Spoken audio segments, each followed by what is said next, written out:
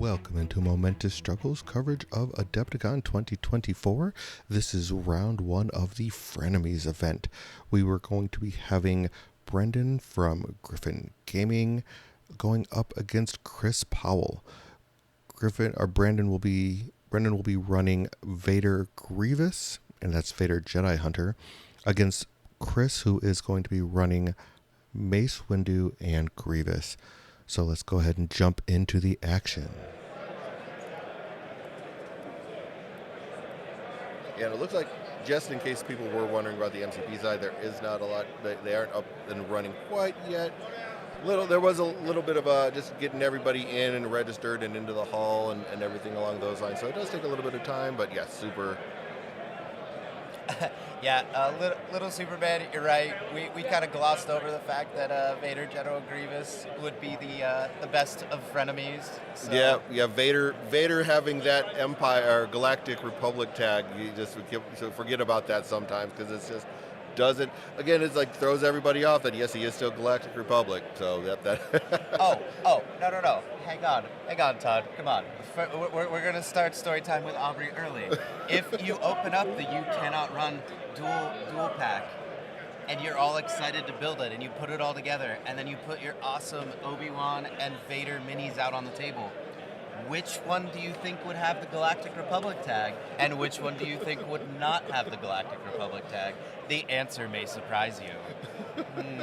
Because notably, we will not be seeing Obi-Wan Kenobi out of hiding at all in this event, because he doesn't have the Galactic Republic tag. You know who does, though? Vader. Darth Vader. Remind me, who ended the Republic? I mean, but he was there when it's at the end, and it was still Galactic Republic. And that's, again, he was there. He was part of the Galactic Republic when he was Vader until he decided to go and talk to some younglings and have a very deep conversation with them about the joys of his lightsaber.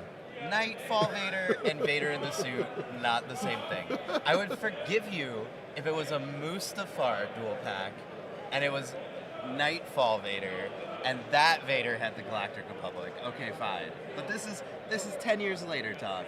Yeah, no, I'm picking up what you're putting down. I'm picking up what you're putting down for sure. So, no, it's okay. It's okay. All right, it's fine. We know the real reason. Yes, that is right, Outrider Dan. They did have to work around that. It's actually hilarious to me that there are these throwaway one-off lines in the movies that are considered canon no matter what, and then they have to work them in.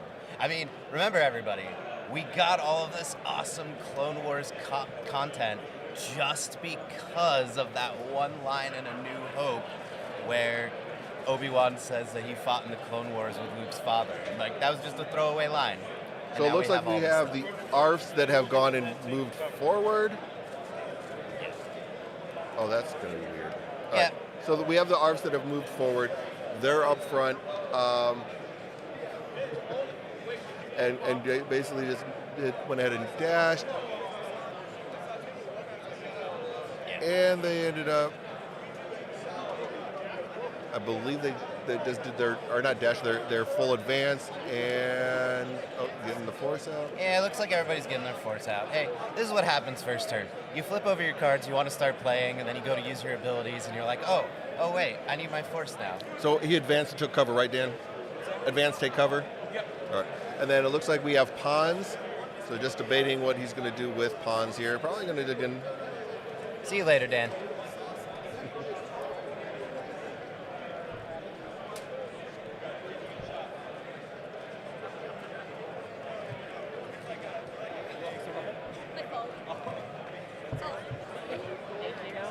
Yeah, we're just getting confirmation here and what's. So of course, Pons with his activation is going to have his tactic ability to charge. So at the start of his activation, he can choose another allied Galactic Republic character and go ahead and dash.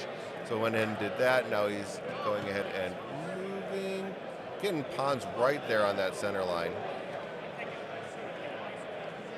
Man, I wonder if Pons is worried to be going right into the middle of Vader and Grievous, just both looking at him right there. Well, I mean, it's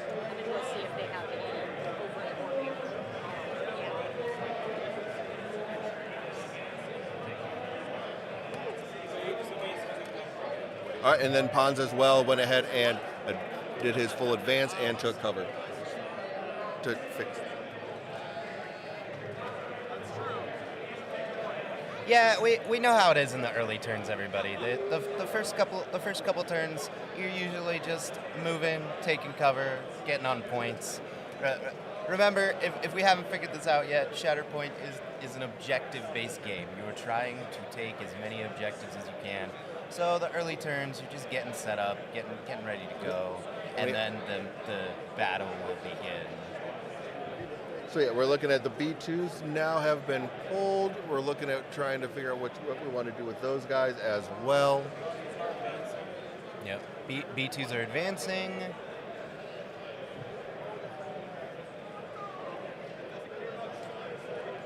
Right, Todd. I was not in the military. What is it? You do a REC? We're doing a REC right now. We're doing some recon, right? Is that what they called it? Yeah. You do some advanced scouting basically to get up there, and so I mean the nice thing with the B2s is they can kind of just move forward. Yeah. So I think he's going to go ahead and use their ability to dash them forward and really kind of get them up into the fight. With the B2s and see what they can do here, because they definitely have their relentless advance. They can go ahead and add dice for their saturation fire as well. So the B2s can sit there and really get up into the mix of everything and put some shots downrange if they need to, but it looks like he's just trying to get his B2s onto some points. Yeah, I'm not sure from this angle if there's going to be an attack. Yeah, might just do another, Yeah, but this might just be another advance dash take cover situation.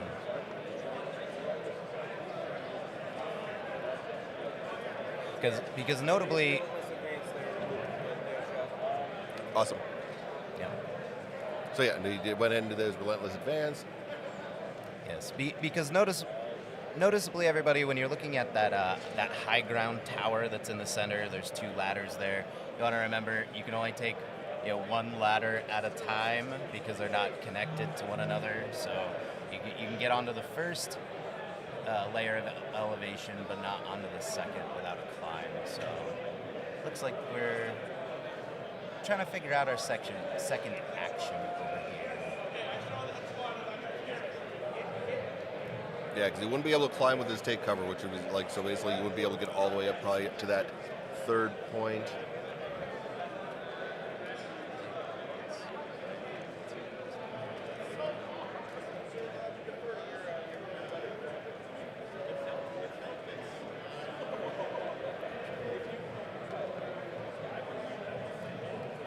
And I think there's just a rules discussion going on over it on there. So we've been Brenden and Chris trying to figure out which way to go with everything, where they're trying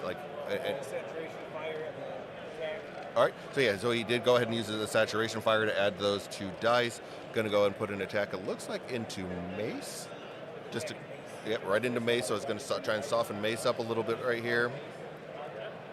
That is a good idea because that protection bubble of Mace is pretty gnarly to deal with. Yeah, so. he does have a really good bubble there. Like you just don't you want to try and do what you can with that.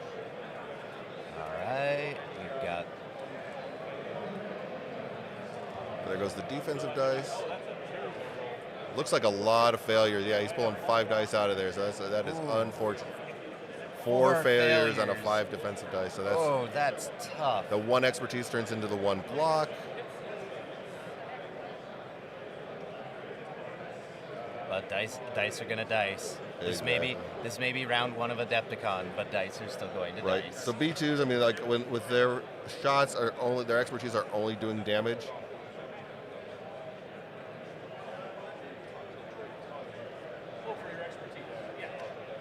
Yeah, it looks like we're figuring out the results now.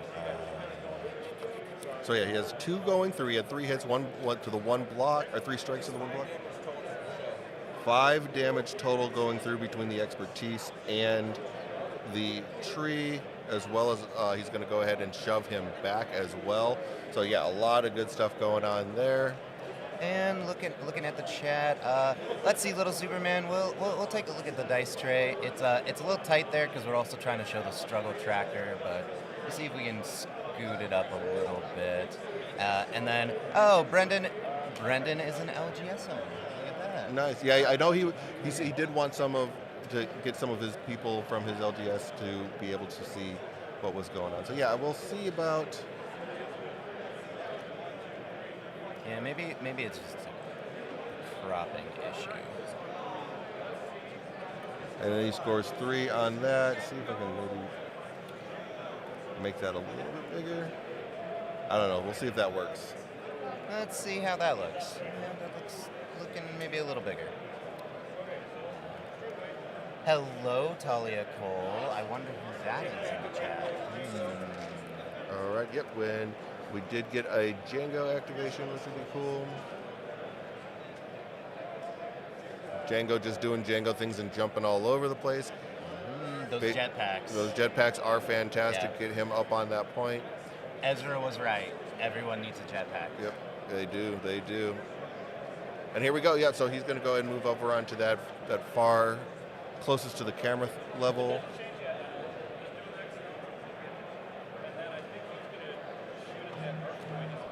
No, looks like Jango is going to be rolling an attack into ARFs. Yep. All right. So advance, jump, attack. So he probably did a focus, which would give him his. Oh, right. So, Yes, so yes. he focused. That way. Focus, jump. Yeah. Or no, he couldn't have done that because he did a regular advance, I believe. So Oh, yeah. No, we're right the first time. That's all right. Hey, the coffee hasn't kicked in yet. This is only our third activation of the day, and we've got a long day ahead of us. It's all right. We'll get there. Oh, we lost. Man, the dice are not dicing. We've already had our first missing of the dice tray. The die went flying off into oblivion. So 4 go through. 4 go through on Jango. Ooh. Jango doing exactly what he loves to do. 7 damage by Jango into the ARFs. Wow. So that will wound them. But that does wound the ARFs. Yeah. Yeah. The ARFs just got one shot So at everybody. definitely getting a momentum off of that. Ooh. And Jango doing what he does best. He does know how to take care of clones for sure. ooh, that's tough though. But that means that Brenden is not going to have as easy access to his coordinated fires for the rest of the game because now it's going to cost a force. Yeah, that's gonna. Ooh, that makes things tricky.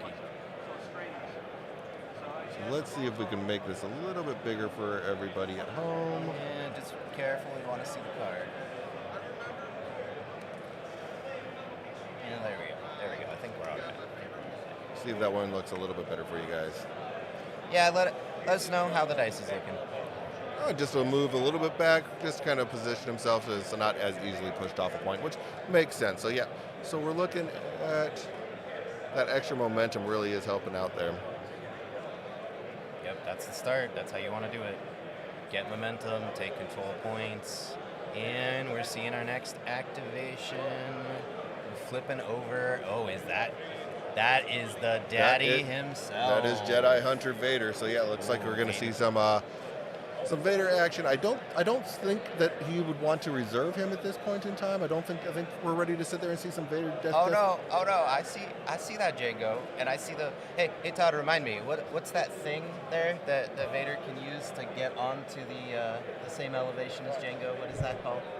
I mean, it's just Vader being Vader. I don't know. No, it's a ladder, Todd. No, Remember how you we can don't put use ladders here. No, we don't use oh. ladders here. Ladders are not acceptable.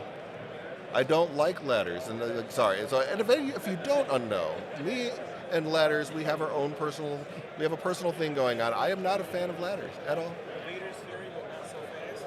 Vader's Fury, not so fast. Not so fast. No, that's Jango's. But he didn't start his activation there. We're not judges. I know. Yeah, but we need to call a judge. Is that? Hey, Dan. I want to just double check the wording on not so fast at the start. So, Dan,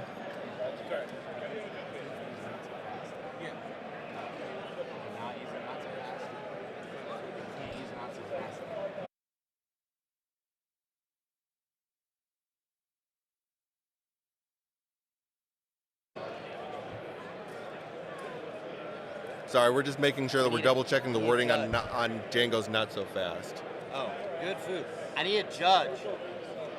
Yeah. Well, I don't. Did they work it out? He was like, oh, yeah, you're right. No, we're good. They worked it out. Hey, Taylor. Got it. Taylor. Never mind. We're good.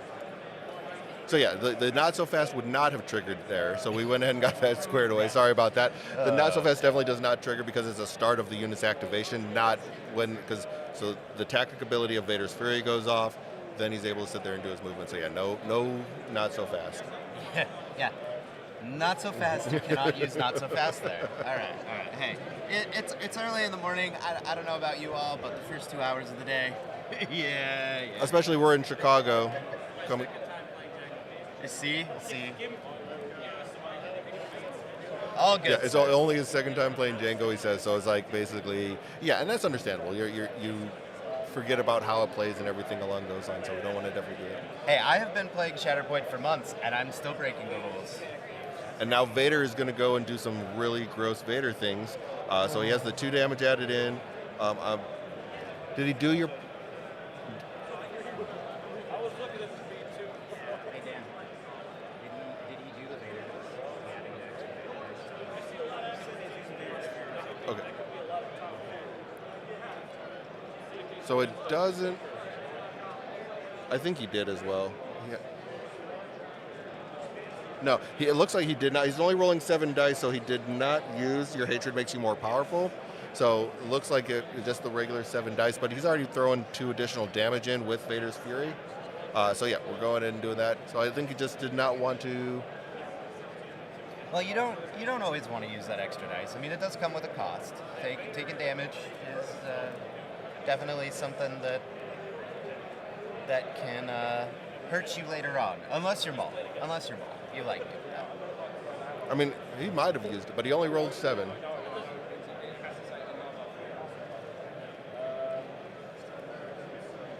Let's see, looking at chat.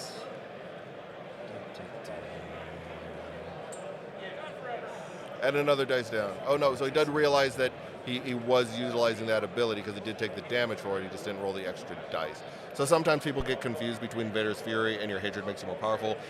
Those are 2 separate abilities that add the dice. So yeah, he did roll his additional dice. Yeah. And Paul, taking a look at what you're saying here. Hang on one sec. Switch the side of the boxes. I don't think we need to, but he does make a good point. We have all this dead space here.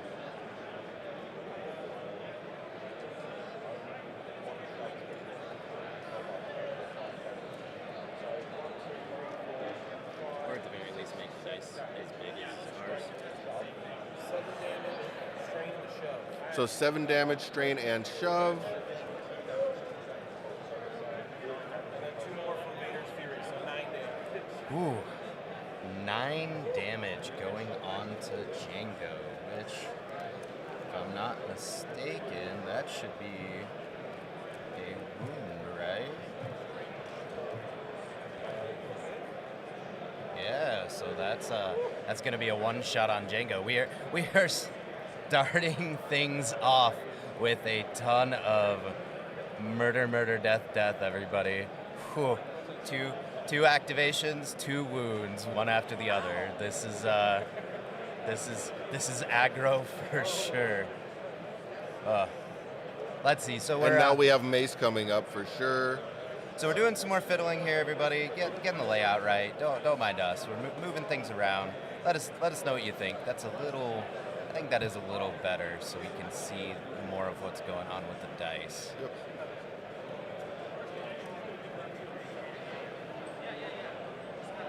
Clear out. So hopefully that'll get a little bit better. Yeah, so Mace. Mace will move himself.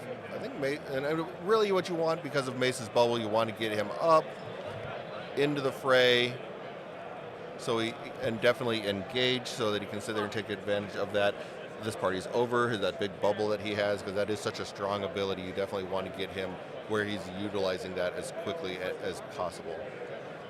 Oh yeah, it's Mace Windu. Exactly. He is the reason this game is called Shatterpoint. So they're making sure that the placement is correct so that they are basically facing one another. So Mace just jumps absolutely. all the way forward to get right in there. I mean, we know that Mace didn't like Anakin much anyway. He's really kind of the catalyst of what turned Anakin to the dark side with his animosity that he had towards Anakin. So it makes sense that he would just jump forward and start fighting with Darth Vader right off the bat. Excuse me.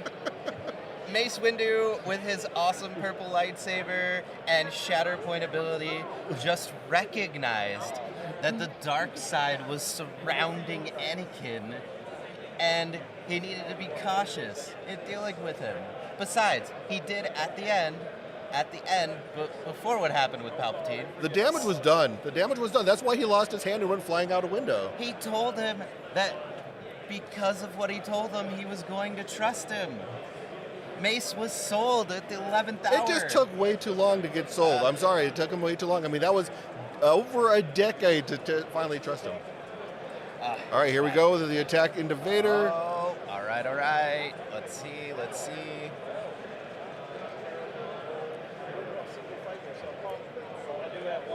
All right. Oh, wow. There was only one failure on that whole roll, it looks like. Okay, so we're using Mace's tempered aggression to reroll a failure. And it rolled in. Right? My dice are never that good to me, so apparently maybe I just need to sell them off to somebody else and buy a new set. Well, okay, my defensive dice are always cold, so that makes sense. So yeah, they are using my dice, so I apologize. Anybody that plays me locally knows my defensive dice are horrible, so that makes sense that they are just doing the same for everyone else. So going 5 down Mace's tree into Vader. And Vader did take that damage from his ability. I don't think it's going to be enough. Let's see, 5. I don't know which side he is on. He's able to do 10? He does 10 damage to Vader, which should wound Vader because he took 10 into disarm. Because Vader had 2 on him from before, so that does the full 12 to Vader to put him down. Whoa!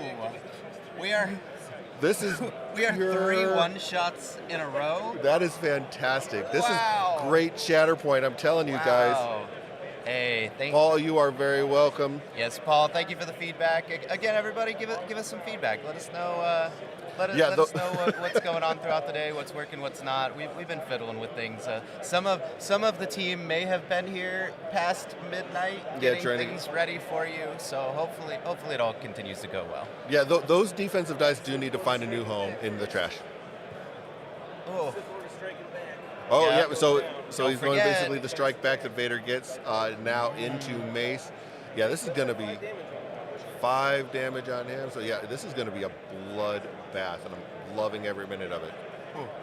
I mean, I will say, Disney executive who I know is listening, if you want an idea for another show, I would love to see some Samuel L. Jackson rising from the grave. I think everybody wants fighting Vader. Okay, so see there, my defensive dice came through finally. So he has 4 blocks with an expertise, which I believe will, depending on his side, definitely turns into at least another block. Okay, so he's on the pod, so that will turn a crit to a regular strike. Don't touch Todd's dice. Yeah. I mean, it's working. It's working now. All right, and that flips that point back. Let's see. Only took 1 for Vader's Fury somehow. No, it should. We did do a wound ball, but I'll double check that and find out.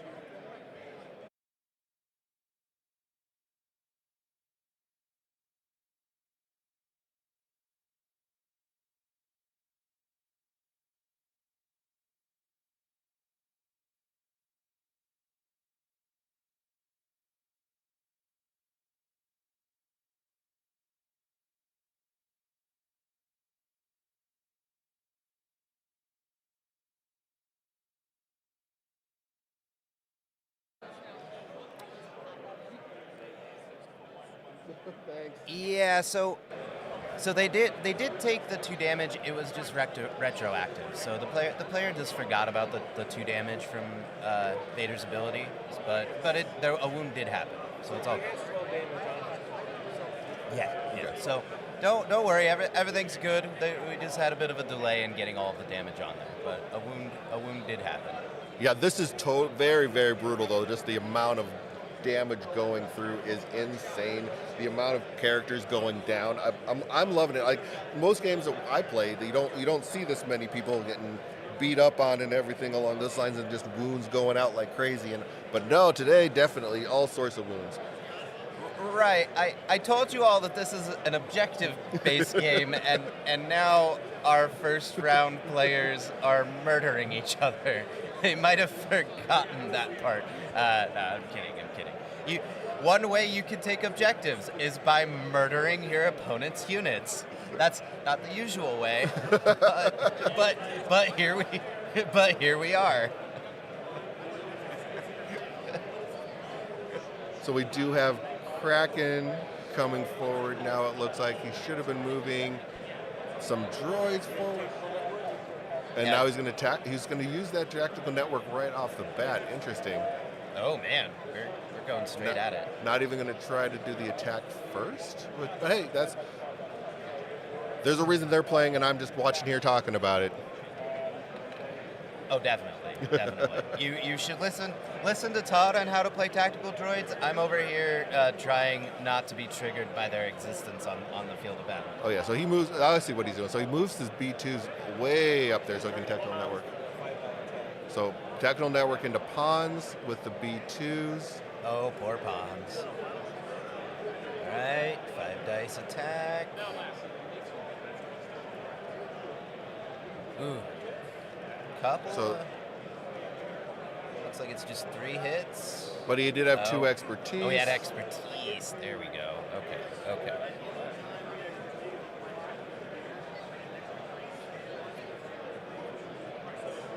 And looks like we got some extra. So just a pure wash. He blocks with the blocks everything that went with all the strikes. That's what happens with Tactical Network, those 5 dice attacks. Sometimes you're just not rolling. Without having Kalani around to sit there and add like Kalani dice, sometimes that can sit there and help and things along those lines. So, yeah, I mean, it makes sense. Yeah, you're definitely giving up a little bit.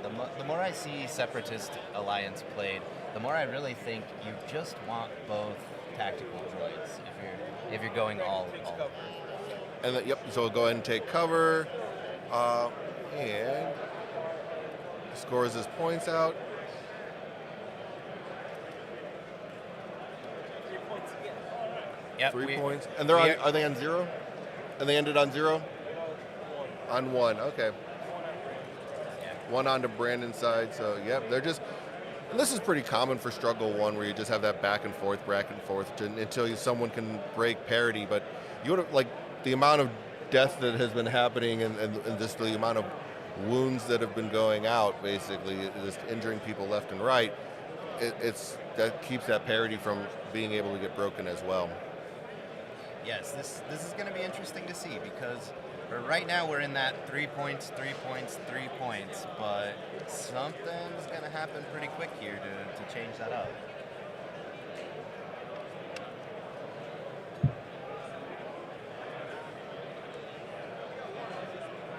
And now the other ARFs are Yep. doing their thing. They're like, well, we don't like you beating up on pawns, so we're going to come forward and do some damage. I think they're looking to try and line up to see if they are going to be able to get line of sight on Kraken. From here, it looks like there should be line of sight, but it could be tricky. I'm not at the table. Yeah, because he's ending up right underneath that bridge there. And Kraken being it's an interesting placement, for sure. Looks like they were being very wise with their accidentally tactical piece that they were doing, so yeah, without a doubt.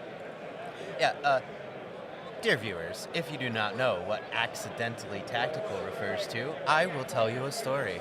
So it became very clear as I was learning to play Shatterpoint, because this is my first tabletop game, that sometimes you would make decisions that would be really, really good, and you'd look really smart for them. But did I know that I was making these decisions? No, I did not. And so Todd had to come up with a phrase to explain what happens when you do something really cool, but you didn't know you were doing something really cool. So And that's there you go. Yep, a lot of expertise on that defensive role, so some fair amount of blocks. Looks like 3 blocks total. Yeah, looks like the bloodbath may finally be dying down a bit here. But it's still got 2 successes. Still got 2 successes there, so it works out well.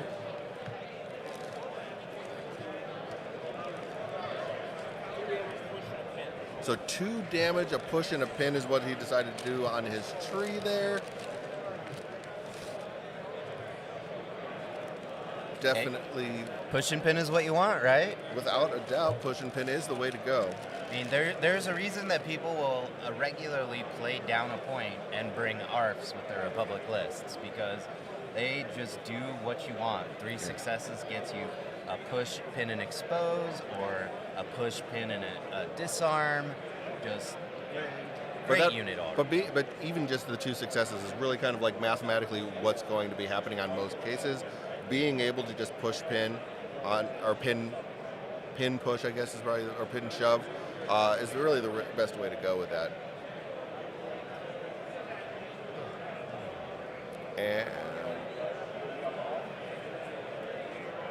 And now the second attack with the second ARF coming in.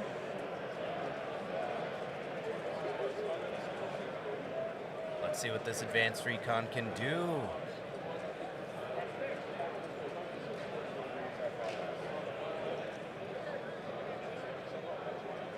All right. Dice has been thrown.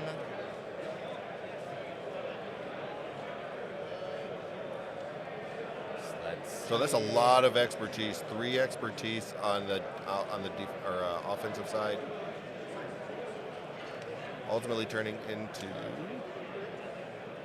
2 strikes. So like 3 blocks, so only 1 going through.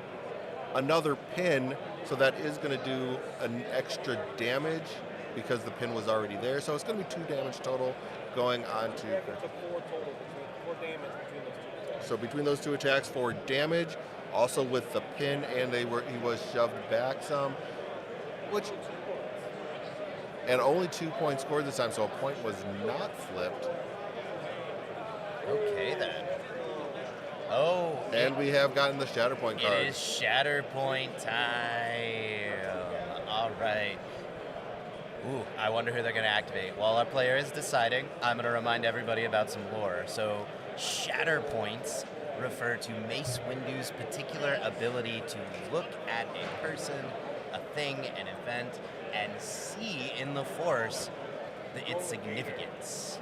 And our player has decided the most significant thing to do is to tee up with Vader. I'm completely shocked.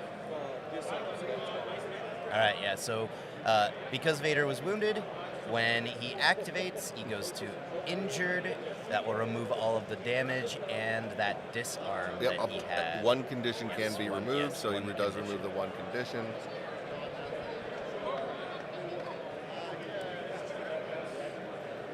And he is going to go ahead and use Vader's Fury again, taking the 2 damage.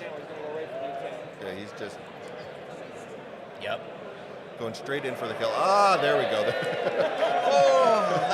They just turned the lights on a little bit brighter in here, which definitely helps out us see the game a lot better. So hopefully that helps out everybody watching on stream, because that makes things a lot clearer. Fantastic. Wow, I was getting worried there for a moment. I was like, is this it? Is this time? Do I need glasses? No, it turns out we just needed some light. Needed some light. I'm loving it. Yeah, much brighter. So Vader, still trying to, still talking through and thinking. He's going to focus and then attack. So he's attacking Mace? Mace again, yeah. I don't think Mace. Isn't Mace? So 11 dice. Mace is still up? Mace is still up? Yeah, Mace. I thought. 7 damage on him. Oh, only 7 on him. Wait, Okay. but I thought it was 9 total. No, he's only got 7 damage on him. Oh. Still a bloodbath.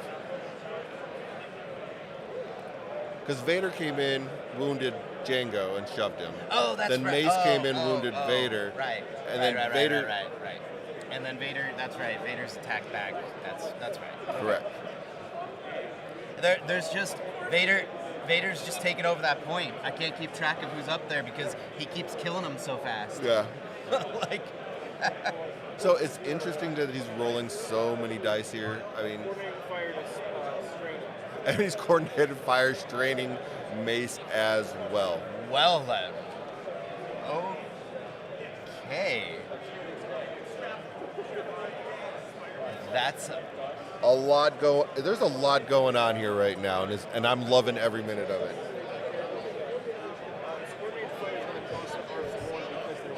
correct. Yeah, but it should. Is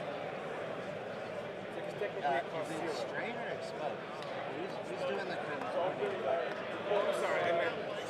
Exposed. Okay, so it's coordinated fire exposed. But yes, it will cost a force if they're wounded or injured. Yes. Yeah, coordinated fire costs 1, and it's. All right, was just confirming something on the table, everybody. They told us that it was a coordinated fire strain, and I was like, wait a minute, I thought ARFs had exposed. So, excuse me while we figure things out. This is the first major Shatterpoint event, first round. We're gonna get through it. We're ironing out the kinks. As a family, we will work through it.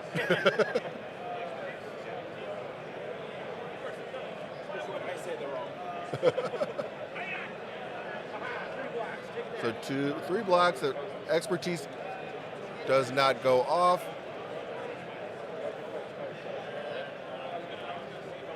There's 2 crits in there. 1, 2, 3, 4, 5, 6 strikes.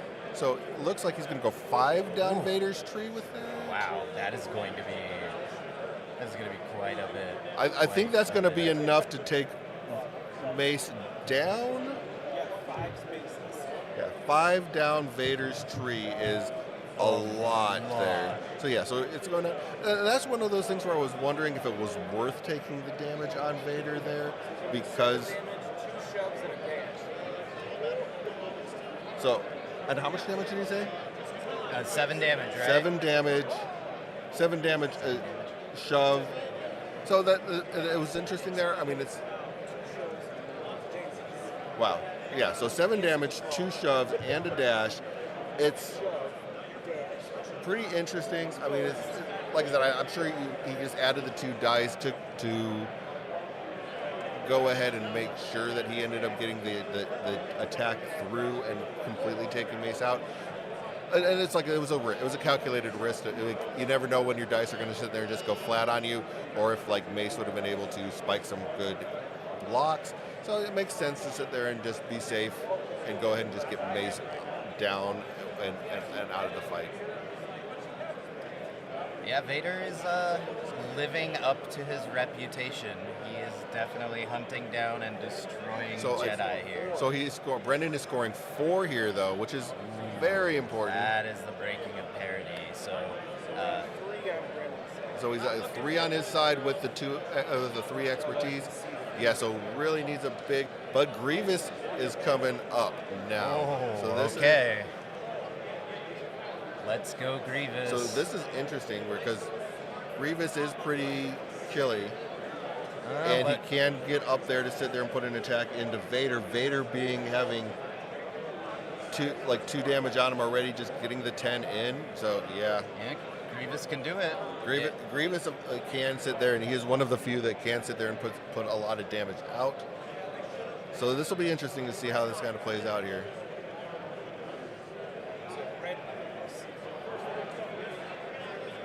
Yeah, this is going to be the battle of more machine than man. Right. That is for sure. As our friend Frankie always likes to say, this will be the battle of the Asthma Bros. So the Asthma Bros will definitely be doing it. So he's moving his B2s up with Grievous's ability. Makes sense. Which, I know you're getting an aerial view, but the paint job on these minis is amazing. They look great. Those B2s look menacing, that is for sure. The OSL work that he did on his miniatures is fantastic, especially on those B2s with the glow coming off of that red spot that they have, or the red light that they have on them. So very great work. Krista looks like he did an amazing job on those. And every single table here at Adepticon has all of this terrain on it. It is great to see. We are going to show you different tables throughout the day, but it is very nice. Very nice. Yeah. I did go around. I know on our Facebook page, I will be going and putting up some pictures. So on the Momentous Struggle Facebook, I will definitely have some pictures up of all the different tables. I was going around snapping some pictures at Adepticon, trying to get some interesting photos of all the different tables and everything like that. Yeah, looks like Grievous is going in for the kill here. So Grievous just running right up top there. No, he's not running. He's scuttling. Scuttling. Come on. Scuttle. Now, Todd, we did not introduce ourselves to the listeners. We just started talking. They have no idea who we are. Yeah, so my name is Todd. This is Aubrey. We are from the Momentous Struggle podcast. We have been invited by Tim from Professional Casual Network to come out here and give some information, just stream the Shatterpoint for everybody here at Adepticon. I mean, so the Vader attack goes through. He's adding up all his dice. But yeah, really exciting to see Shatterpoint. Like, this is the first major event that we're seeing. Shatterpoint was revealed here. Like, this was last year was when they did the big reveal of all of Shatterpoint, going and showing all of the different characters, and actually having the first demos were able to be played here at Adepticon last year. So it's really nice to see the growth of where we come from with this game for sure. Oh yeah, it's very exciting. I mean, I may be a little biased because this is my first tabletop game, and I feel it's like you never forget your first love. But Star Wars was also my first fandom, unless you count Teenage Mutant Ninja Turtles. I guess technically they were first, but Star Wars has stayed with me all these That's years. Some rough dice there. So basically, 3 failures, 1 block, 1 expertise on that defensive dice. No crit, so whatever does get, well, let's see what we get from the expertise chart, because he has 2 expertise. In melee, depending on his side, I'm assuming he's on his quad arm side. That will be a crit and a hit. That's what I would want. So then the 1 expertise, so you're converting that on Vader.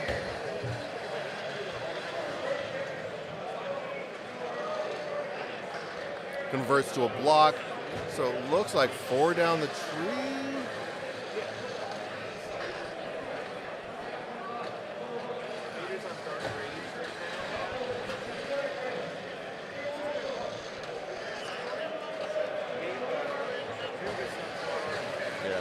So 4 down is not going to be enough to put him down for sure. We are definitely going to be working on that, though. Let's see. So it's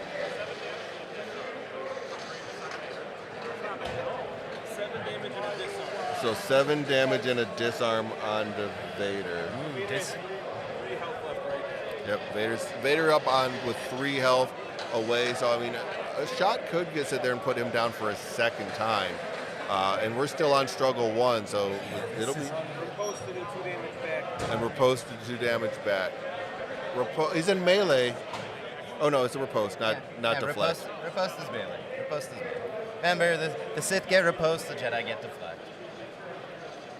Yes, and so Vader was on his Dark Rage side. Might have been a good idea to switch over to his more defensive Gemso side, but that isn't what happened here, so that's all right. That 1 extra dice might not have saved him anyway. And sorry for this background noise. They're moving the wall. We are right next to where the wall was, the removable wall for all of the convention. So they're breaking down all of the walls, so we are now can see right into the exhibitor hall. So you can hear that just an entire wall being put away at the convention center. So hopefully that will slowly get done. But yeah. Yes. If you have always wanted to see as much plastic as possible in one spot, let me tell you. Adepticon is the place for you. Adepticon is the place for you because I saw the roof opened, And- light came down from the heavens. Oh boy. And another Grievous activation on the other side of the board for Brenden now. So, We're doing a great job of showcasing how this is an objective control game, Todd. right? So Grievous is moving Kraken forward. I thought they didn't score, but the cube only moved one spot. So. Yeah. Without getting that kill, Chris was only able to move one position on the chart. So he did get the momentum for that, of course, because he still stayed on Brendan's side. But yeah, it's pretty rough here. Yeah. So this should be, let's see. So Brenden should be able to 1, 2, 3. I think he's going to be able to score out the struggle here. Yeah, that's what it looks like. So really what we're looking for is Brenden should be looking at is what can he do to position himself for struggle number 2. Granted, we're playing shifting priorities, so it's usually going to be heavily advantage for Chris here to sit there and do it, depending on what he does.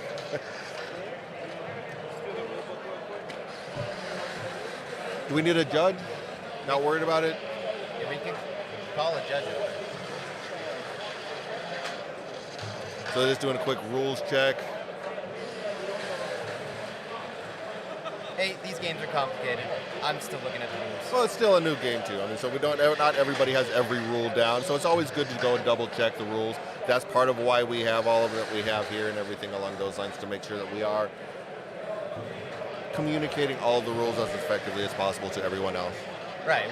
When I was a judge for Magic tournaments, often the only difference between me and a non-judge was that I was looking up my rulings and making sure they were correct. Was I correct most of the time? Sure. But I could back it up because I knew what the rules said. Yeah. I could show it to players. So it's okay. It's okay. Look at the rule book. Exactly. That's what we're looking for here, is just basically, but yeah, no, some amazing stuff going on here, loving it. Yeah, we're waiting to see where Grievous is going. I do like that Grievous model. He's in a bit of a scuttle. He is in a bit of a Right? scuttle, yes. Right, I love it. It's nice to see unique designs. That's another thing. If you want to see some of the best painted miniatures, terrain, competitions just on the hobby side of things, that is going to be happening at Adepticon.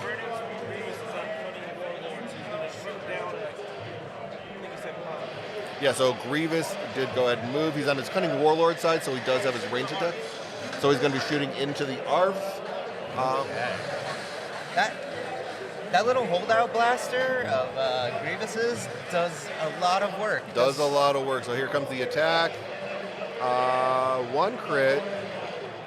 Looks like 3 strikes. Pulling those failures off, but he does have 1 expertise, which will turn into 2 more strikes. 4 blocks.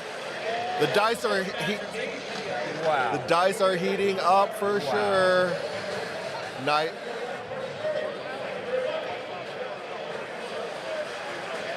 So only going to go 2 down the tree.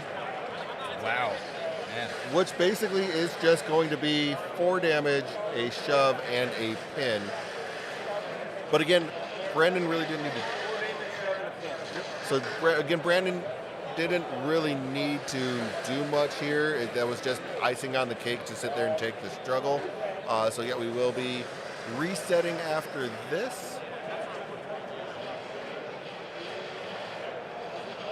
And this is the good thing. If you know you've gotten an early advantage in Struggle 1, then you're just trying to pile on, because you know how easy it is in Struggle 2 for your opponent to come back.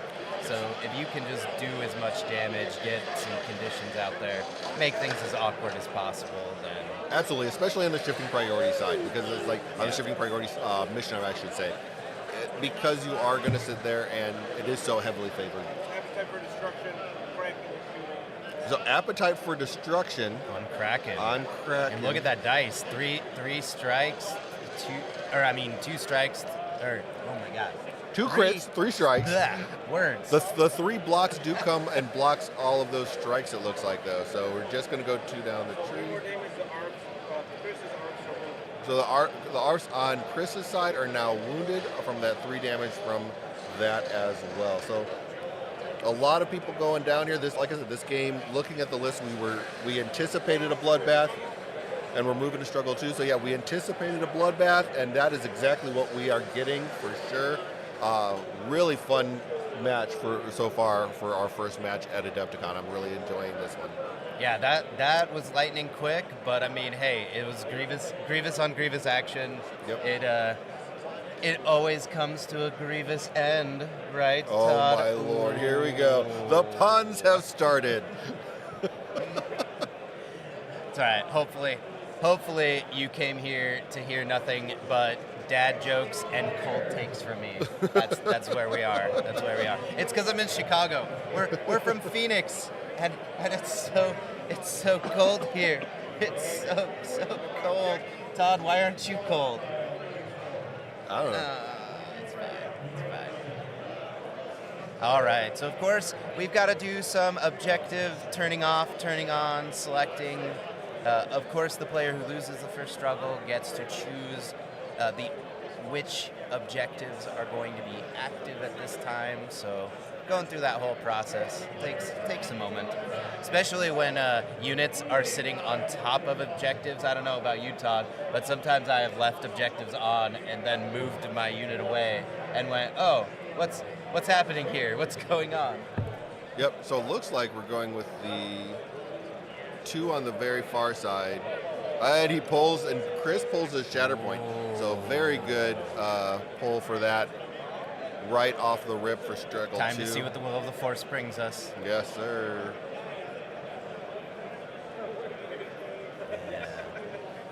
I mean, a back-to-back Grievous action would be kind of amazing here, but especially since Grievous is kind of out of the fight.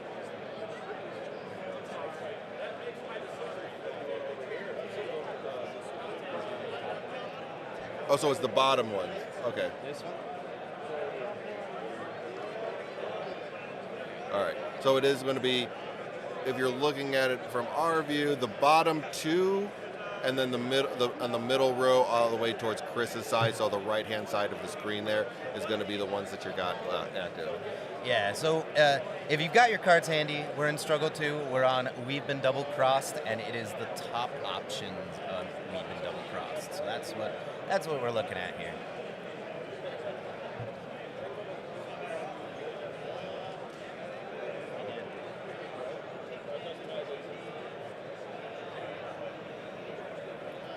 There we go. All right. So this is probably one of the more important decisions that you can make in this game is who to Shatterpoint. It can take a little bit of time while you're looking at options. And in all honesty, like I don't know if Grievous is the way to go with this one in particular, but we'll see what he thinks out here, because it's interesting to like where you want which person and who you're going to be activating to try and take full advantage of this. Because when you're using your Shatterpoint card, that being the wild card that it is, you want to take full advantage of maximizing that activation out of.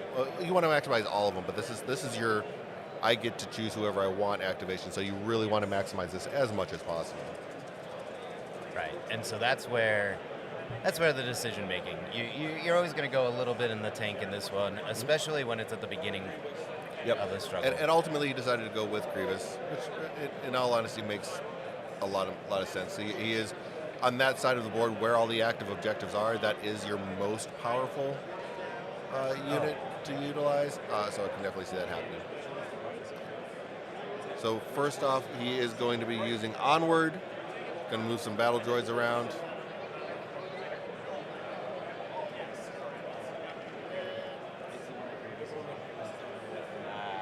And Grievous is, so Grievous is on that activated point. So definitely the one that's going to be the priority point for the 2 points. Yeah. So going with Grievous here does make sense, given that is the bonus objective. You're going to want to make sure that you take that one. This is in Struggles 2 and 3, you start to do a little bit of objective hunting because you really want to get that extra point to try and swing things. Yeah, your way. that and you only have the 3 points, so you're having less objectives that you're actively going to be working on. So, without a doubt, that's kind of the way to go. All right, so he went ahead and got his B2s moved with the onward tactic ability for sure. And now it's just a matter of trying to figure out where he's going next. I know the ARFs are down. Isn't Mace still up? But it's his Mace, so I'm like... Oh. don't be think careful. you- I don't Be think- careful, viewers. I will sometimes try to attack my own units. Got it. Makes sense. So now he's scuttled over to kind of like position him. He is being intentionally tactical, not accidentally tactical like we like to be. So definitely going to be scuttling over so that when he is able to push, can get a little bit better of a push on Vader, which makes sense. Focus and attack. So here comes a lot of dice from Focus attack. Grievous. Let's go.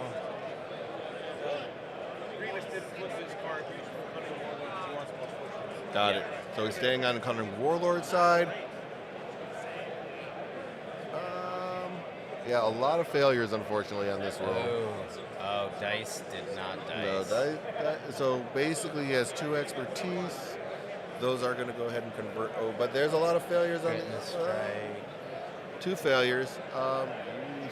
So yeah, those 2 expertise are going to turn into 2 strikes. And it's going to be a wash. Well, no, isn't he? He's in melee, right? Oh, he is in melee. Yep. So I'm sorry. I was looking at the crit. So a it should crit. be- So 1. No. You're in melee. You're in melee, right? Are you using melee expertise? Your expertise chart. Which expertise chart were you looking at?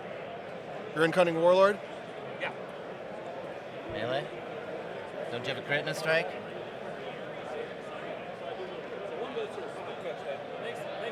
That's all right. There we go.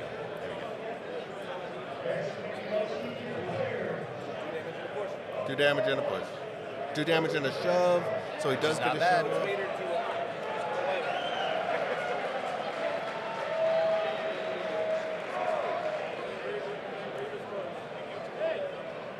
Hey, if Luke can push Vader off of the carbonite freezing chamber, then Grievous can shove Vader. It's fine. It's fine. I feel like because Grievous met the end that he did, we never get to see him fight Vader. Nope. So you have to play Shatterpoint if you want General Grievous to fight Darth Vader. Yeah. Kenobi took that away from us. Just another reason we should be angry with Kenobi is he took away that moment from us where we could see Vader and Grievous fighting. Hey. Don't make that face. You know it's true. Hey, come on now. Kenobi just took so much away from everyone. No. Now the appetite for destruction, so the B2s are going to go into Vader, trying to finally put Vader down again. Yeah, hey, no distracting me with appetite for destruction. hang on. Obi-Wan Kenobi started the Clone Wars, and then he ended the Clone Wars. All right? He took responsibility for his actions. It wasn't his actions. No, come on. He's the one who found the Clone Army. He found it. He didn't start it. Fine. I'm just trying to give him a little credit.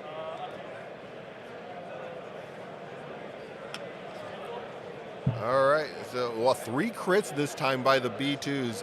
That's a lot going through no matter what. So the B2s are definitely going to finish off what Grievous started here. That is what B2s do. Because I believe there was only 1 damage left on Vader. So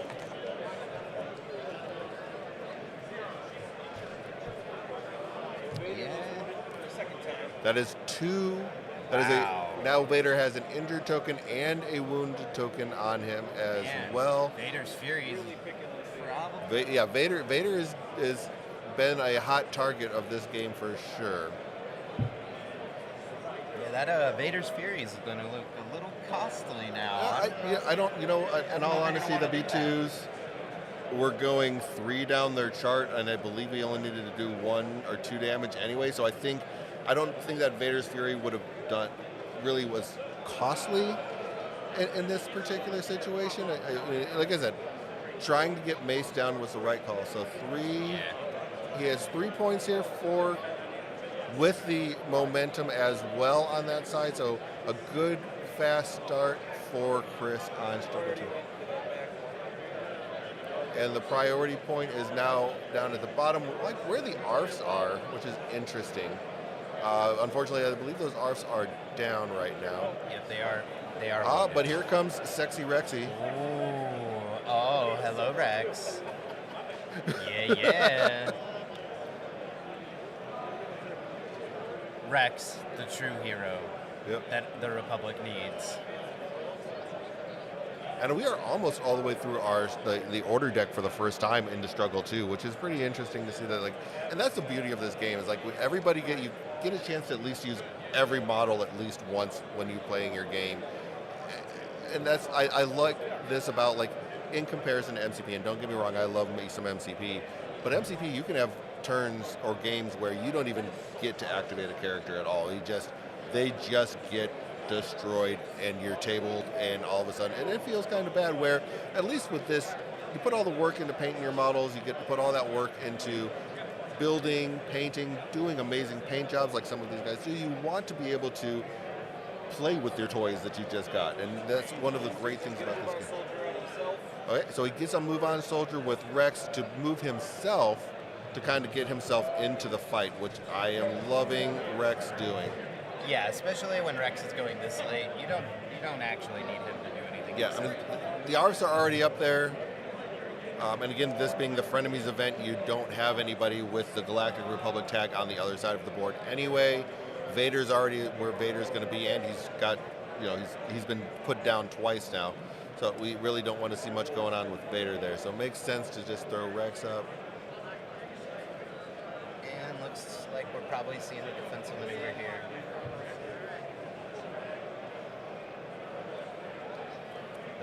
The range tools are hiding. It happens sometimes.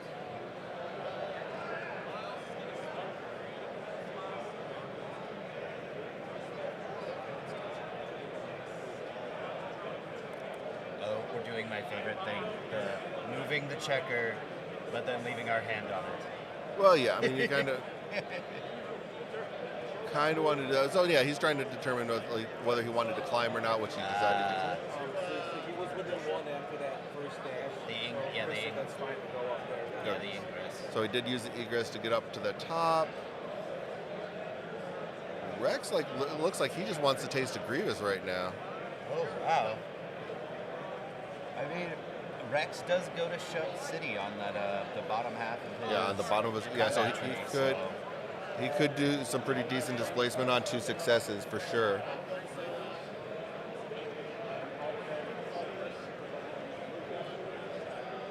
he had defensive maneuver when he got up there. Now he focused and attacking.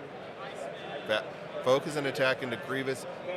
Is that a melee or range? No, it should be range. It looks like because he still has his hunker. He's just outside. Well, he's holding his tongue. Yeah, he's just outside of 2, which was smart, so he can maintain that hunker token. Nope, that's what I would do. And here comes looking for 2 successes. Here is really what he's looking for. Looks like it was a decent roll. Does he have? I see 2 expertise. Not quite what he was hoping for. The 3 expertise would have been ideal because that would have got him to the 2 crits. Yeah. But there are some failures there. 2 so strikes. I mean, I think he's. All you need is a couple of shoves here. Yeah. I mean, and Grievous only had 1 expertise on that defensive roll. So yeah, he's definitely getting to Shove City now.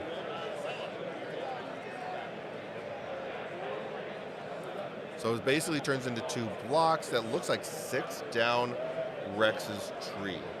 Yeah, that's pretty sweet. That is pretty sweet. Wait, 6 down or 4? Yeah, 4 down the tree. Sorry about that. He had 6 hits. 6 successes. 6 successes. 6 strikes. 4 down the tree. Right, which could get you either 6 damage with a shove and an expose, or to 2 shoves and a pin. I kind of like pinning Grievous. We will see. I don't think. Well, he might be able. 1 shove would probably get him off the point though too. So it's. 2 at the top, 6 damage, expose, and shove. Oh yep. So 6 damage, expose, shove, because that should get him off the point.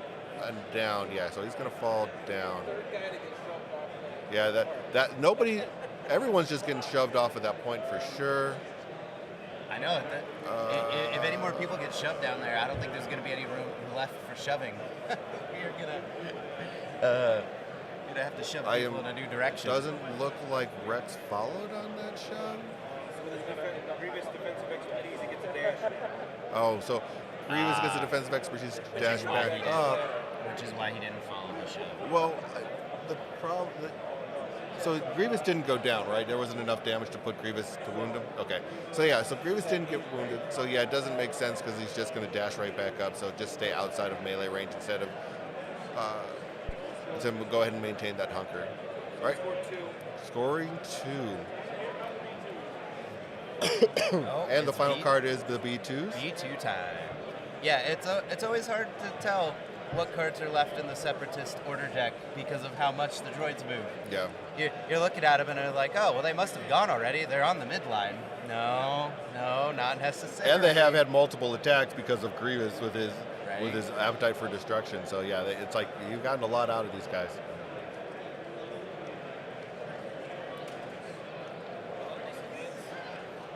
Yep.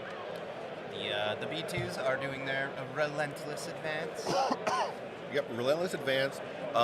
Still has enough force for saturation fire if he just decides to do that as well.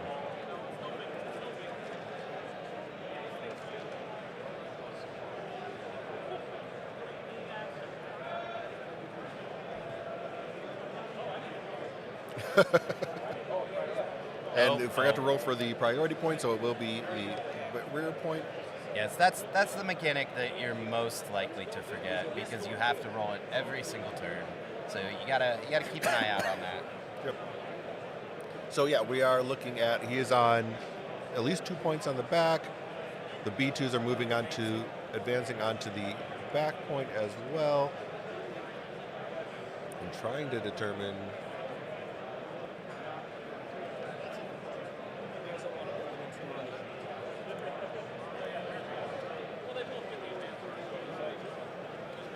It was a mini advance. Yeah. It was a relentless shuffle.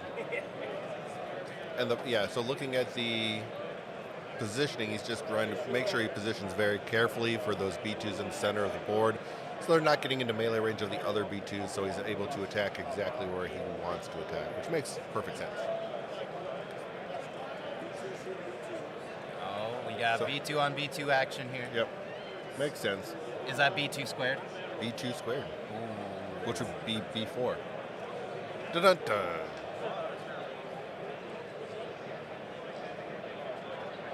That's a lot of expertise on the defense side. Wow. That's isn't that too much expertise? It is, because basically you're just getting the 2 blocks of it. 1 damage from expertise and 1 success. So yeah, you're looking at a total of 2 damage and a shove basically happening. Yep.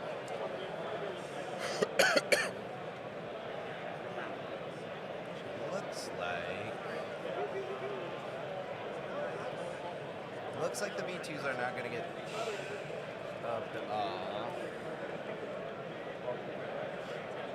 They're positioned in a really good way to where they're not going to be able to. Oh, the B2s are doing the classic shoot through the bridge grates. Into Rex because everybody else is wounded. That's called hot feet. Hot feet. Yeah, but everybody being wounded or injured, yeah, definitely going into there. And Rex showed up to the party. He's like, "Why are you all tired already? I just got here." 4 expertise, a crit and a hit and a failure. So that's a lot of expertise.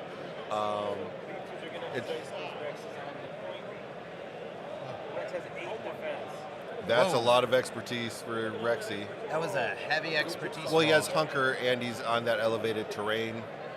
So yeah, that's 2 extra dice there.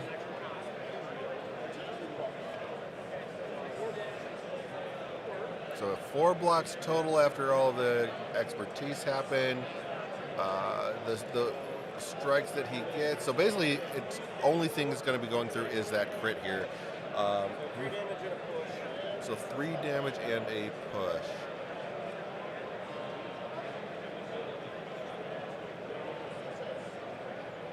And they're just lining up where they can shove to. How did they get 2 successes?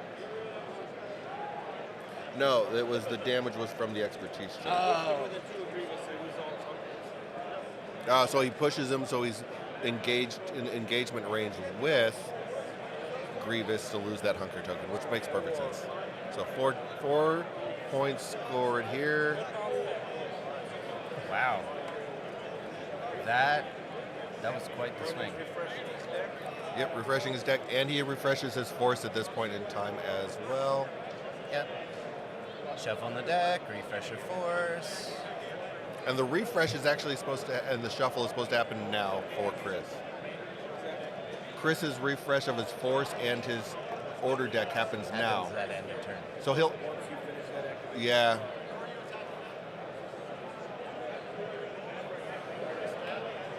The timing of it happens now.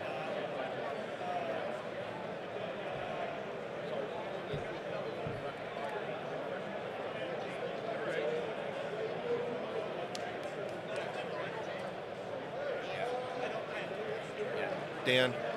Dan. Yeah, it's at the end of the player's turn. Again, just clarifying rules, making sure we're all on the same page. This is our Yeah. first round, getting it all sorted. There wasn't any defensive force tech that would have happened on Brendan's side, so I don't think he missed an opportunity, luckily. Gave him a tap for luck. I don't know if that's good luck. My dice aren't that great, so we'll see what happens. Yeah, you didn't specify what kind of luck you wanted.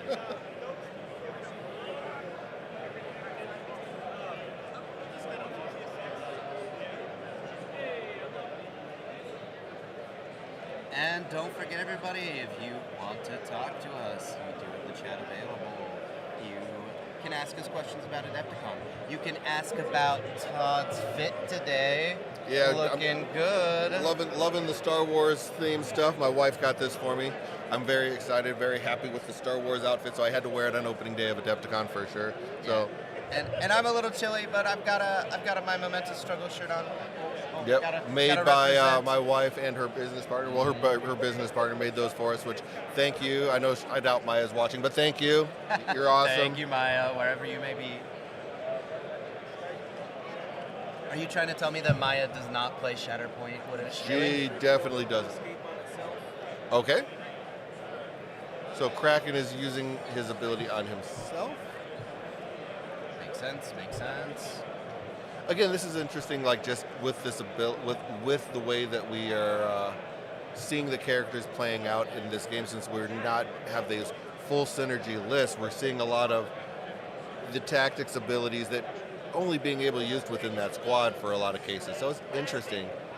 Yeah, it does make for a bit of a different experience. Your squads are far more self-contained than they otherwise would be in a regular. And so he used that on himself to kind of get himself back in the fight.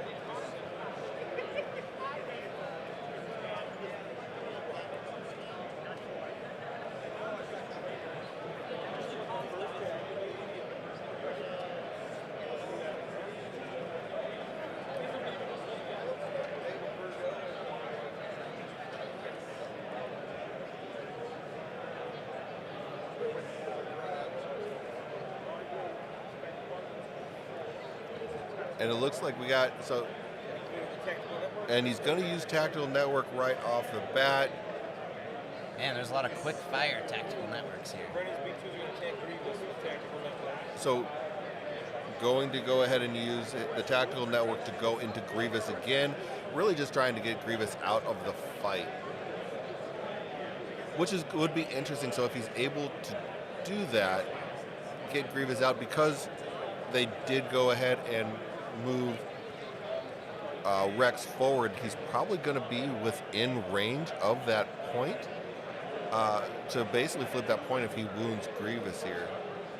Yeah, So- it does look like Rex is currently contesting the objective. So Yeah, so it's interesting. 2 hunters, and they're making an attack on Grevious. All right, so 2 blocks, an expertise, basically just a wash. So basically, it was Grievous saved any damage there.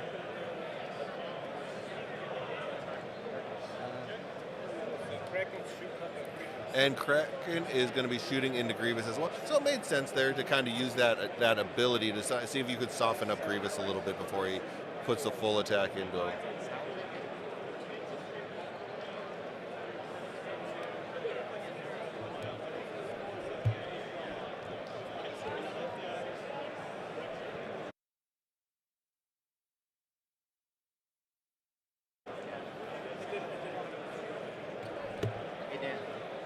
But yeah, so we're just confirming some other stuff. So he's going to go ahead and do some attacking.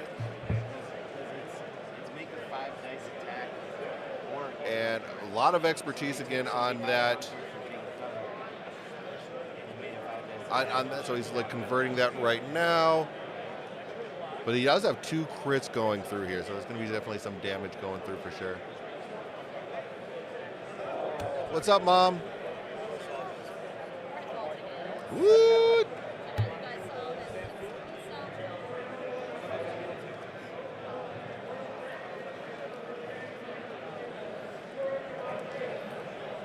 But super exciting stuff going on here. Yes, you can't see. So 3 damage, a pin, and a shove. But the nice thing is they are shoving him off the point. So now Grievous goes down off the point. Rex is going to stay on that point. So it's going to be flipping the point after this activation is over. Yeah, it looks like they're confirming that now. Yep, and they definitely did get that confirmation within range 2. So that's interesting, like that shove there, basically, that they did earlier to move him into expertise to remove the hunker. He kind of did that.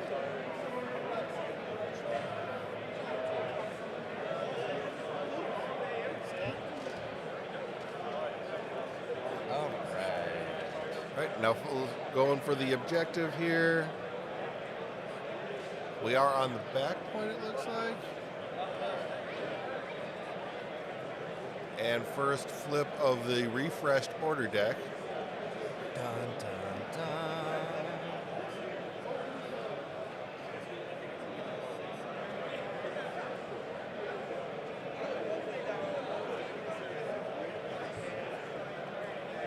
Oh, just waiting to see. Looks like we're getting some clarification on it. Just getting some clarification on the ruling of Tactical Network that it's a hunker token, remove a condition, or make a 5 dice attack. So you don't get to do all of those things. So I think there was just a little bit of confusion on the wording of the card. We got that cleared up. And now this party's over. Mace is back up and ready to do Mace things. So pretty interesting at this point in time, because I think Chris will have 4 points.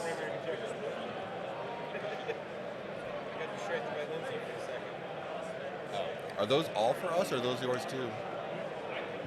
What's going on? Ah. So it said each person that plays gets one of these, and the winner gets one. So we'll just Got it. try to hide it for now. Those are worth prize pools. So here, for every round that you play in, the cool thing is you get prize wall tickets. So each person for every round that they play will get 5 prize wall tickets.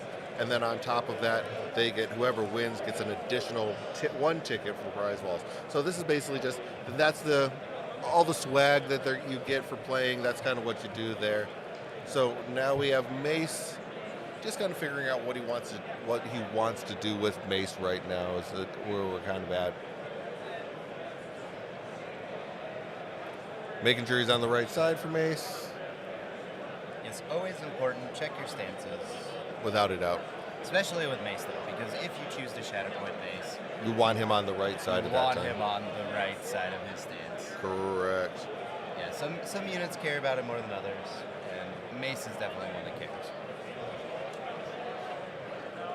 And of course, there's the rush to action ability. Got to resolve that.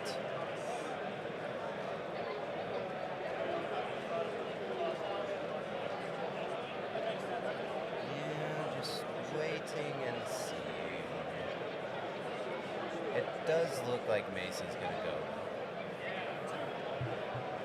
Yeah, I don't see the point in reserving Mace at this point in time. Like, you really kind of just want to do your thing. And I think Chris has got all 4 points locked up right now. So he's going to be scoring, or all 3 points, so he's going to be scoring 4. Which I think will win out the struggle. Yep, yeah. So it's basically, he says, focusing and attacking Kraken here. And basically, it's really just kind of like setting himself up for struggle 3, and that's going to be the key here, is where we're going to go with struggle 3 on this one.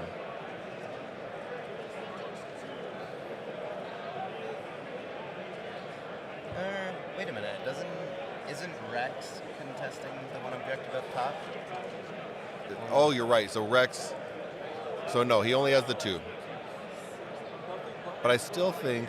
I'd still think he's gonna. He's on. Yeah, I mean, he's only 2 away. Yeah, no, he still has it locked up. I'm He just still has making this sure I locked know up. what's Yeah, going so on. he just needs to score 3 here, which he's already got. Yeah. That is a lot of expertise. That's a little bit more expertise than you're wanting to see Yeah, here. that's too much. After a certain point, expertise unfortunately turns to force. Yep, so it's basically all that expertise turns into 3 crits, basically. So he's going to go 3 down his chart. So basically, he can do a total of 7 damage here because he's on his Vapod side. Yep, so he does do the full 7 damage into Kraken on the Vapod side, which does wound him because he only had 6 remaining on Kraken. So definitely the wound. It is going to go ahead and move that tracker over 3, which will definitely end the struggle. He's just going to make sure, moving over to his Jedi Master side, for in the event that he is able, Shatterpoint allows for the 2 Force Refresh and to do 3 recovers. Which is a good idea. And Chris wins the struggle, so we are at 1 apiece. Time for struggle 3. Moving into struggle 3. So now we are. This is where it ends, folks. This is where it all begins, and everything we're doing. I'm loving it. Let's go. It's time for struggle 3.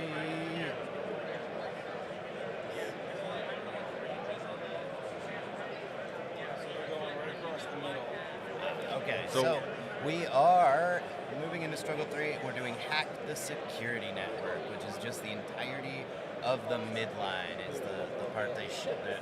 So all the midline will be lit up.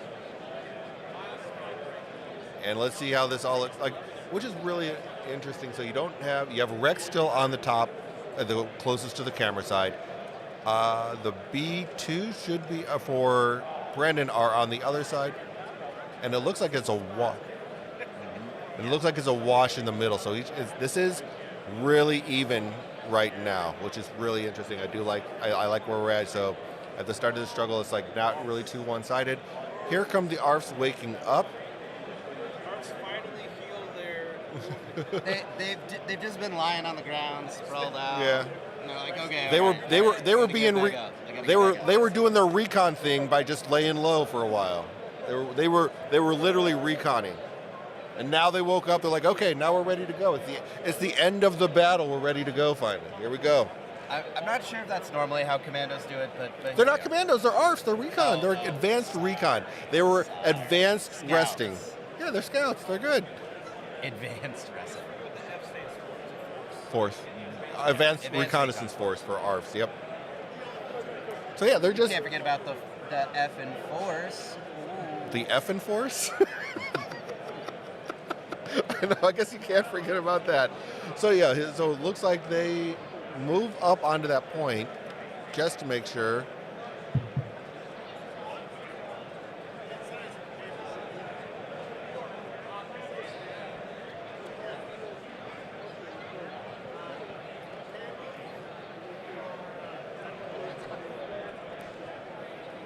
Hey, Lindsay. So the defensive maneuver will cost them 2 force in order to sit there and do that. So I think he's kind of just figuring out what abilities he wants to take advantage of. Because I mean, it would be nice to have take advantage of the defensive maneuver, even though it is 2/4s. They could also just take cover if they wanted to, because as long as they have a hunker token, they do have steadfast. And the B2s are primarily one. Well, no, it looks like the other ones are engaged, so it wouldn't even matter to get that hunker token. I take that back. So I didn't see that. He is centered right there in the face of. Oh no! Attack arm the ARFs. Is it range attack? Is he within range too? Okay, so it is going to be a melee attack from those ARFs. It looks like. Oh wow. Hey, sometimes you gotta punch a droid. Yeah, I mean, it would. I think ideally he would have liked to stay out of that melee range, just because you have a better expertise chart. But I think at the same time, it's like you really want to be able to have two people contesting that point to really make sure that they're getting that point in the event that they're there. So only one block by the B2s. Wow. That is kind of rough there. The expertise turns into another strike. So he is going to go 3 down the ARF's chart here. That is surprising from a minute. That is a shove and condition city. You're at least getting a pin and decide whether they're going to do the expose or the disarm. 3 damage, pin, expose, and shove. So yep, he's going to go with the expose side of things. So it's going to be 3 damage total, a pin and expose, and the shove city. Shoving once, just kind of back, is going to stay. Put some down on the bottom there. A lot of people falling off of some really tall bridges this game, which is exciting to see. I like all the shoves. Definitely a lot going on. I'm loving it. I'm loving what we're doing here. So the other ARFs are going to go ahead and now do their attack.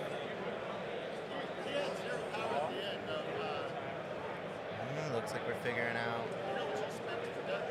who's available.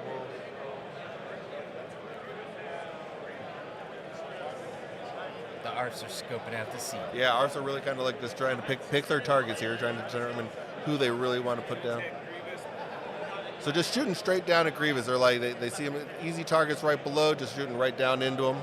Well, yeah, you wanna shoot Grievous before he scuttles back up there. Right. I've seen Grievous move. He's terrifying. So quite a few failures there. Got 3 failures.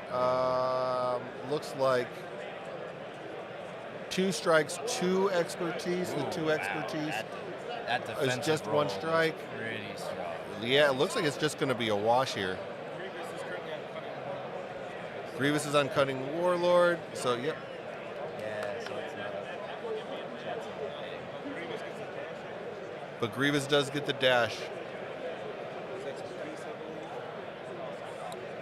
So, apologies everyone. It looks like we are not seeing chat. So if you've been talking to us, I am sorry. We're going to work on getting that refreshed now. Yeah, our chat just...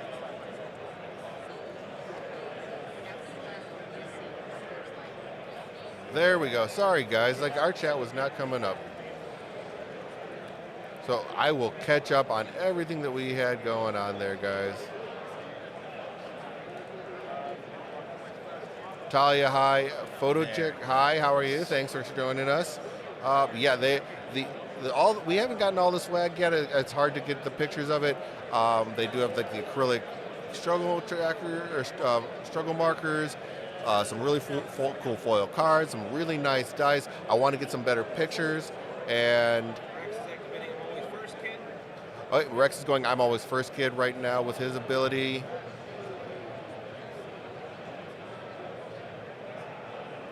And yeah, I'm hoping to get some better pictures of the prize wall stuff when we get a chance there. Well, they hinted that they might actually bring stuff for us to show off over here. Yeah, So hopefully that's what we end up getting to do. we're hoping to sit there and get that. But yeah, they do have definitely some really cool promos, foil cards for everything, some really nice dice from the AMG, so they will be official AMG dice, which will be nice to have some different custom dice that are from the convention itself, from the company. So 4 are going through on this attack with Rex, which is going to be pretty brutal. And hey there, Damon. I know. I haven't had enough coffee this morning. I keep trying to yawn off screen, but I'll wake up eventually. It's the morning. It's the morning. And Paul, there are not any non-AMG standard terrain tables. It's all the same terrain packs that we have access to with the garage. So 2 shoves, a pin, 2 recovers, and how much damage do? And 3 damage, which is enough to wound Grievous. But that pin means he's not able to move back anytime soon. So yeah, that is moving him all the way to the bottom of the board. Yeah, pinning Grievous is the thing you should be trying. Yeah, especially when he's wounded, because then it's like for him to sit there and do a scuttle is going to cost even more force. So yeah, definitely a fantastic move there for sure.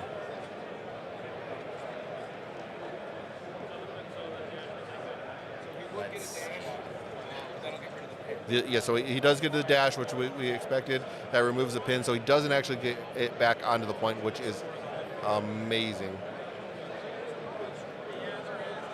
Yeah, and the mats that are on the table, yes, they do have the officially licensed Star Wars logo on them. So yeah, these are you're gonna see throughout the weekend different things that are not released yet.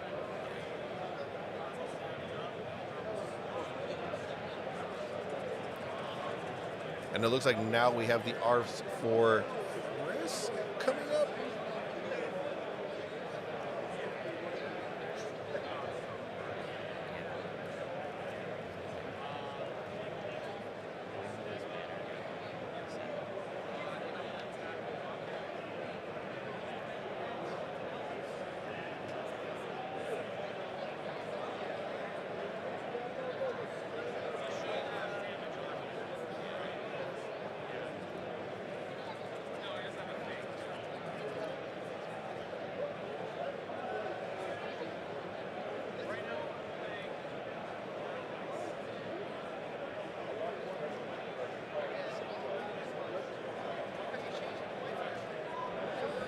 And again, thanks for the feedback, everybody. We moved that the Adepticon banner over so that you can see the top part of the table a little better. Yeah, we can see it's a little cut off past the high ground tower. We'll have to work on that. Well, we got to do an adjustment to our overhead cam. We do have an overhead cam, but it's going to make things a little more complicated because for some reason it will flip the sides that each person is on. So. Yeah.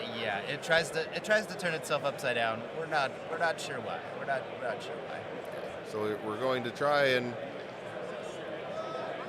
play around with that in between game, so we can sit there and get a different view for you guys, so you can kind of see something a little bit different.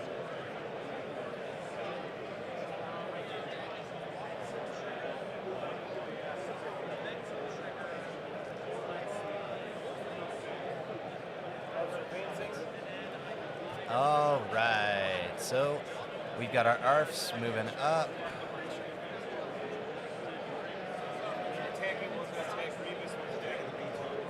ARFs are going into Grievous now. Oh man, all right. We're doing some primary hunting in this game. That is for A sure. lot of primary hunting, which is fantastic. I love it. Or B2s. Okay, B2's first. Fine. We'll get to Grevious. This is why he runs away. You don't shoot him first, he runs.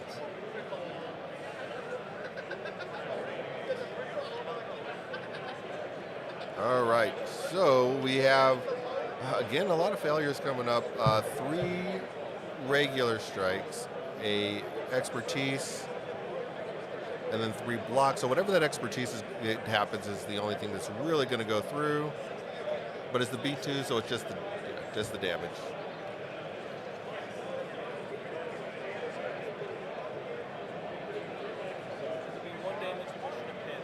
One damage, push, pin.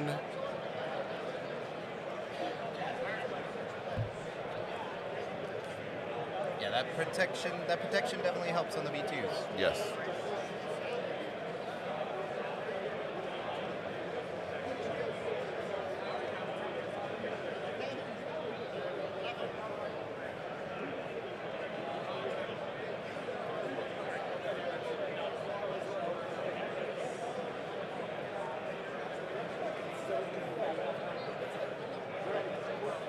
So just 1 damage, it looks like, is actually what's going to go through here.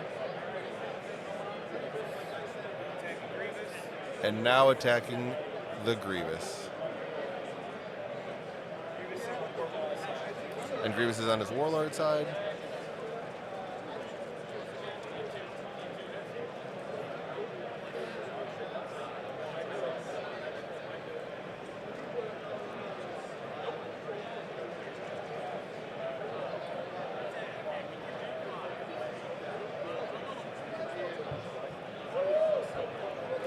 Sweet.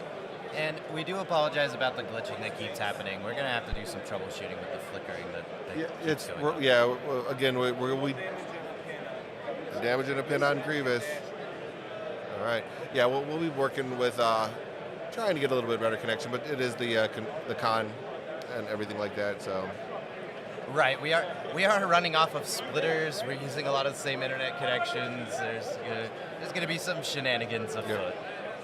lunch break. So I believe the plan was to do rounds 1 and 2, and then do lunch, and that is game. It looks like.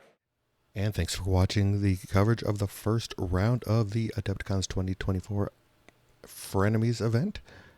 We got to see Brenden from Griffin Gaming take down the match. If you like what you have been watching, by all means, please like, subscribe, and leave a comment letting us know what you think about the video. And we will go ahead and be getting more of that information up to you, more games up to you. But as always, thanks for watching, and may the Force be with you.